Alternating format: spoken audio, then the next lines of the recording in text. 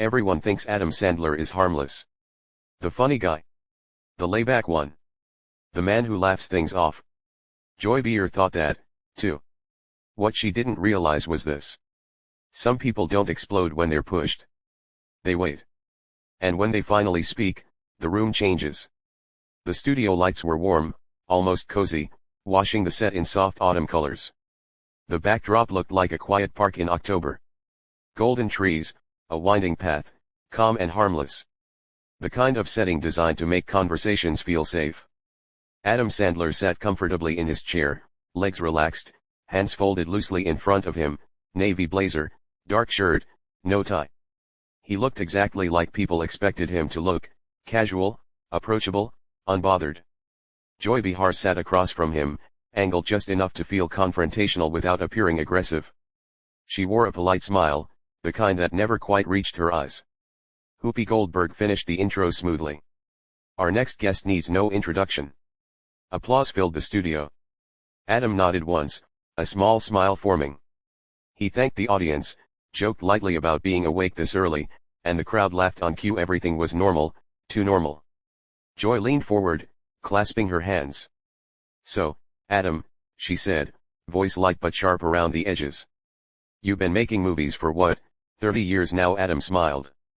Something like that, yeah, and you're still doing the same kind of roles, Joy continued. The funny guy, the man-child, the goofy voice.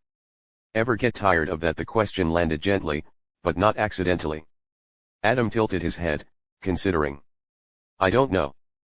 People seem to enjoy laughing. I do, too. A ripple of laughter from the audience. Joy didn't smile. But don't you ever want to be taken seriously? She asked. I mean, real actors chase challenging roles, awards, legacy. Adam shrugged. I like making people laugh on a Friday night. Joy nodded slowly as if indulging a child. That's nice. But some people would say that's playing it safe. Adam didn't react. He picked up his mug, took a small sip, set it down carefully. Well, he said calmly. Safe isn't always bad. Whoopi jumped in, sensing the itch. Comedy is hard, she said. People underestimate that. Joy waved a dismissive hand. Sure, but let's be honest. There's comedy and then there's that. She gestured vaguely as if Adam's entire career could fit inside the motion of her wrist. The audience laughed again, this time more uncertain. Adam's smile stayed in place, but it thinned just a little. You know, Joy continued, some critics say your movies are comfort food. Empty calories. Fun but forgettable. Adam nodded slowly. Comfort food feeds a lot of people. Joy raised an eyebrow. So, you're okay with not being important? There it was. The first real push. Adam looked at her. Really looked this time. Not offended, not angry, just attentive. I think if someone laughs with their kids, he said evenly. That matters. Joy leaned back, crossing her arms. That's one way to look at it. The room felt different now, quieter. The laughter had stopped coming automatically. Adam stayed relaxed, but something had shifted. His answers were shorter, his eyes steadier. Joy noticed. She always did. So tell me, she said, voice tightening just a bit. Do you ever worry that people don't take you seriously because, well, you train them not to? Adam smiled again. This time it didn't reach his eyes at all. People can think whatever they want, he replied. That's kind of the job. Joy studied him, clearly unsatisfied. This wasn't the reaction she wanted.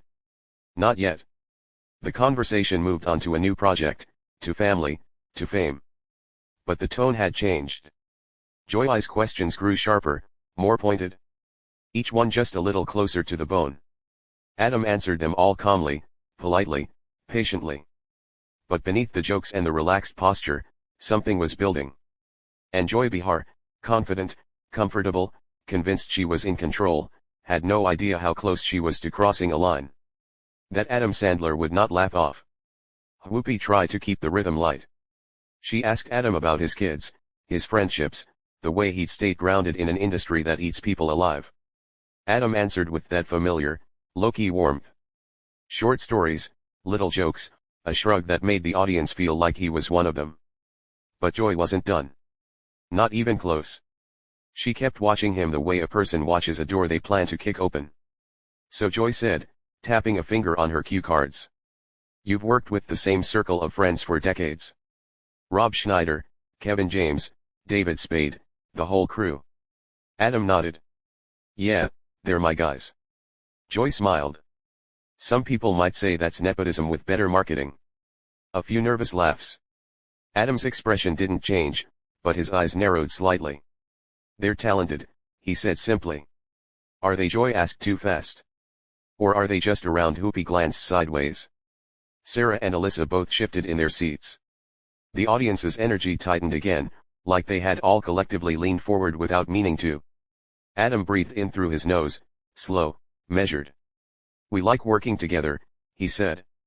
It's not complicated. Joy's smile widened, pleased at the tension. It's not complicated for you, but for actors who don't have a built-in club, might feel a little different. Adam gave a small chuckle. You want me to apologize for hiring my friends? Joy tilted her head like she'd caught him. I want to know if you've ever considered that your success is insulated, that you don't really risk anything. That word risk hung there. Adam's jaw moved once, like he was chewing on the thought. I risk plenty, he said quietly. Joy pounced. Like what? Your reputation, please. You're America's pajama boy. People will forgive you anything. You could release a movie where you literally read a phone book for 2 hours and Netflix would still pay you. The audience laughed bigger this time because the line was designed to get a laugh. But Adam didn't.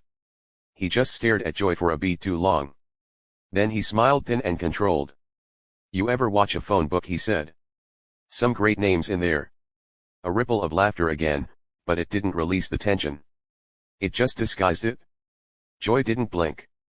I'm serious, Adam. At what point do you stop coasting on goodwill and actually challenge yourself? Whoopi stepped in firm. Joy, he's made serious films, too. Sure, Joy said, waving her hand. A couple, but then it's right back to guy falls down, makes a fart joke, gets the girl. Adam's eyes flicked briefly toward the audience. He heard the murmurs. He heard the discomfort. He could feel the show slipping away from fun interviews. And Joy looked happy about it. Adam leaned back, clasped his hands together, and said carefully, why does it bother you so much that people laugh? Joy's mouth twitched. It doesn't bother me that people laugh. It bothers me that you're rewarded for doing the bare minimum. There was a small audible "oh" from somewhere in the audience. Adam nodded slowly as if she'd made a fair point. Then he asked almost conversationally. You ever meet someone who laughs because they're trying not to cry? Joy paused just a fraction. Sure, she said, but that's not. Adam continued smooth and calm. Somebody loses a parent. Somebody's marriage is falling apart. Somebody's kid is sick. They put on a dumb movie to turn their brain off for 90 minutes. That's not the bare minimum to them. Joy's eyes sharpened. So now you're a therapist. Adam smiled politely. No, I'm a guy who makes movies. Joy scoffed. A guy who makes movies and wants to be praised for being a decent human being. Now the audience was silent again. Poopy cleared her throat. Let's talk about the new. Joy cut her off. Wait, one more thing. Poopy's face tightened. Joy. Joy didn't care. She leaned in, voice slightly lower, more intimate, like she was about to share something real. People love you, she said. They think you're this sweet, humble guy. But off camera, are you actually like that, or is it another persona like the movies? Adam's eyes didn't move. What do you mean? He asked. Joy shrugged. I mean, Hollywood's full of nice guys who aren't so nice, and you've been protected by your image for a long time. The implication landed like a slap without the sound. Alyssa's eyes widened. Sarah's lips parted. Even Whoopi looked startled now, like Joy had stepped over a boundary that wasn't written down. But everyone understood. Adam's mouth opened slightly, then closed again. He didn't react the way Joy wanted. Not yet. Instead, he smiled, calm, almost gentle. Joy, he said, voice quiet.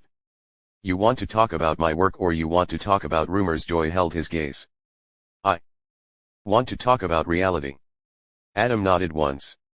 Okay, he said. Then let's talk about reality. The way he said it made the room colder because for the first time, Adam Sandler wasn't joking. And Joy Behar, still convinced she was steering, didn't notice that Adam had just taken the wheel. Not until he leaned forward, set his mug down with a soft clink, and looked at her like she was the one sitting in the hot seat now. And the audience could feel it. Something was about to happen. The studio felt different now. Not louder, not chaotic, quieter. The kind of quiet that happens right before something breaks. Adam leaned forward, elbows resting lightly on the table, hands folded. His voice stayed calm, almost soft. But there was an edge now, a sharpened clarity that hadn't been there before. You said reality, he repeated. So, let's be real. Joy crossed her arms, chin lifted. She was still smiling, but it didn't reach her eyes. By all means. Adam nodded once. Reality is, I've been doing this for over 30 years, and in that time, I've learned something. Joy raised an eyebrow. Oh. Adam looked straight at her. Some people don't want answers. They want reactions. A murmur rolled through the audience. Joy laughed lightly. That's a convenient excuse. No, Adam said, still steady. It's an observation. Whoopi shifted in her chair. Okay, let's Joy cut in again. So, are you saying I'm baiting you? Adam finally smiled, but this time it wasn't friendly. It was precise, controlled. I'm saying, he replied. You're not actually curious about me. Joy leaned forward. You don't get to decide my intentions. Adam didn't flinch. I don't have to. Your questions do that for you. The audience reacted audibly now, an uneasy mix of gasps and scattered applause. Joy's tone sharpened. You came on this show to promote a movie. This is part of the deal. Adam nodded. Sure. Talking about the movie, not my character assassination. Joy scoffed. That's dramatic. Adam tilted his head slightly. Is it? He paused. Let the silence work. Then he continued slower. You called my work lazy. You implied I don't take risks. You suggested my personality might be fake. That's not critique. That's provocation. Joy's smile faded for the first time. I'm allowed to challenge guests. So am I, Adam said calmly. That landed harder than shouting ever could. Joy opened her mouth, then closed it. She wasn't used to guests pushing back without raising their voice, without giving her the satisfaction of outrage. She tried another angle. Let's be honest, she said. Comedy like yours doesn't age well. The culture moves on. Adam nodded. It does. And some people, Joy added, get left behind. Adam's eyes didn't leave hers. Funny thing is, every time people say that, another generation shows up laughing. Applause broke out. Real this time. Joy's jaw tightened. You think popularity equals value? Adam shrugged slightly. I think connection does. Joy rolled her eyes. You sound very comfortable on that moral high horse. Adam smiled faintly. I'm not on a horse. I'm on a chair on your show answering questions you asked. The audience laughed, but Joy didn't. Whoopi finally stepped in firmer now. Joy, maybe we know, Joy said sharply. I want to finish this. Adam exhaled through his nose slowly. Okay, he said. Then let me finish something too. He sat up straighter now. The casual slouch was gone. The warmth was still there, but contained like heat behind glass. You talk about risk, he said. Let me tell you what risk actually is. Joy folded her arms tighter. Risk is putting yourself out there knowing people like you will tear it apart, Adam continued. Risk is being mocked for caring about the audience instead of impressing critics. Risk is choosing joy in a business addicted to cynicism. Joy laughed sharp and dismissive. Oh, please. Adam didn't react. Here's the real part, he said. I don't need you to respect my work. I just need you to stop pretending your disdain is intellectual honesty. The studio went dead silent. Joy's eyes flashed. Excuse me, Adam met her gaze evenly. You don't like what I do. That's fine. But dressing it up as some moral failing. That's lazy. A collective "oh" rippled through the crowd. Joy's voice rose. You come on my show and call me lazy. Adam shook his head. No, I said the argument is. Joy pointed at him now.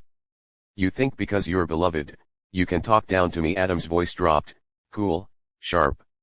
I think because I'm sitting here calmly while you keep escalating. The audience can see exactly what's happening. That was the moment Joy leaned back, lips pressed thin. She glanced briefly at Whoopi, then back at Adam. You know what, she said. Maybe you should take your sensitivity back to your sandbox movies. A few gasps, a few uncomfortable laughs. Adam looked down at the table.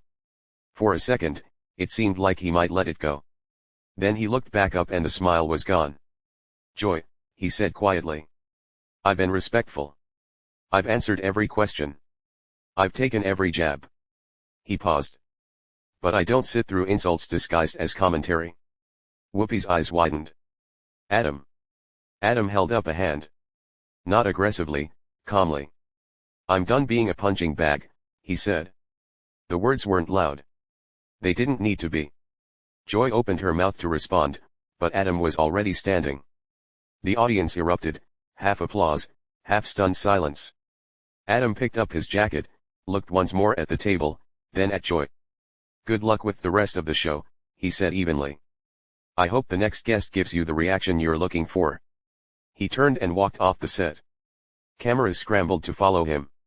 Joy stared after him, stunned, and for the first time that morning, she had nothing to say. The applause didn't stop when Adam Sandler disappeared behind the curtain.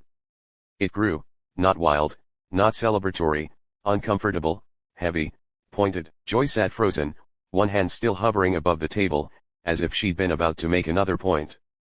But the moment had already moved past her. Whoopi broke the silence first.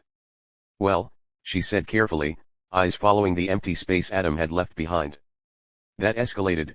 Joy forced a laugh. If someone can't handle tough questions, Whoopi turned toward her slowly. Those weren't just tough questions, Joy. The studio went quiet again. Joy shifted in her chair. So now I'm the villain. No, Whoopi replied. But sometimes pushing isn't the same as probing.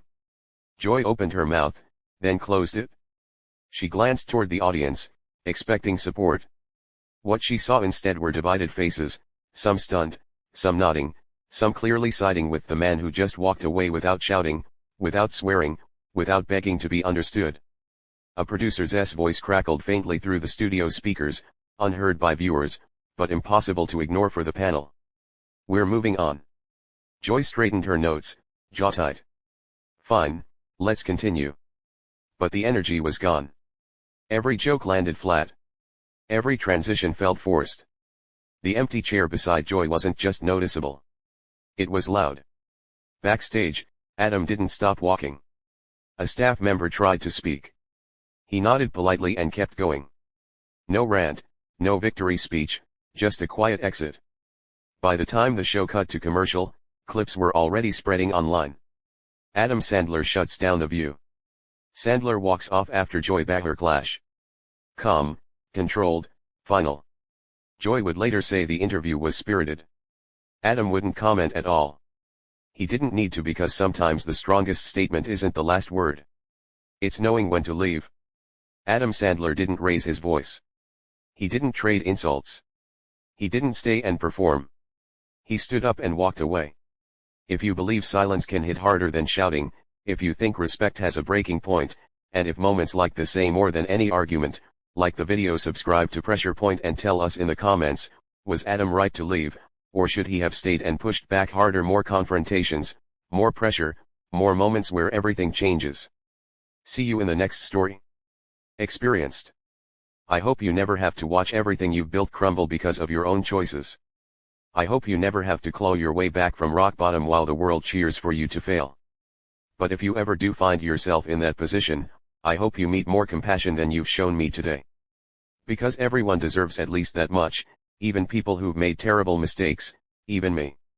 With that, Charlie Sheen walked off the stage with a dignity that seemed to surprise everyone in the studio, perhaps even himself. The audience sat in stunned silence. The cameras kept rolling, capturing Joy Behar sitting at the table with an expression that was difficult to read. Somewhere between defiance and the dawning recognition that she had perhaps gone too far. What had started as a promotional interview for a small independent film had become something far more significant. A man who had been written off as a joke, a cautionary tale, a symbol of self-destruction, had stood up and demanded to be seen as something more. Not a saint, not a victim, just a human being trying to be better than he was. And as the studio fell into uncomfortable silence, one thing was absolutely clear. The man who had once declared himself to be winning had finally learned what winning actually looked like. And it had nothing to do with tiger blood or Adonis DNA. It was simply the quiet courage to keep getting up no matter how many times the world tried to knock him down. What do you think about this incredible confrontation? Was Joy Behar out of line, or was she just doing her job? Drop your thoughts in the comments below. And make sure to subscribe for more stories that will absolutely leave you speechless.